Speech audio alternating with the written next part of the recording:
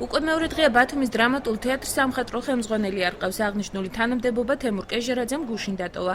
მიზეზი თეატრალურ დასში არსებული განხეთქილება გახდა. ვინ გახდება ბათუმის დრამატული თეატრის ახალი სამხატვრო ხელმძღვანელი ორ დღეში გაერკვევა. კანდიდატურაზე მსჯელობა დღეს ორად გაყოფილი დასის წევრებსა და აჭარის განათლების მინისტრის მოადგილეს შორის რამდენიმე საათს მიმდინარეობდა. განხილვის დასრულების შემდეგ ქეთევან მანელიშვილმა მაცნესთან საუბრისას განაცხადა, რომ დასი საერთოდ კანდიდატზე ვერ შეთანხმდა. მისივე თქმით, მსახიობების მიერ წარდგენილი კანდიდატების გარდა სამინისტრო სხვა ვერსიებსაც განიხილავს.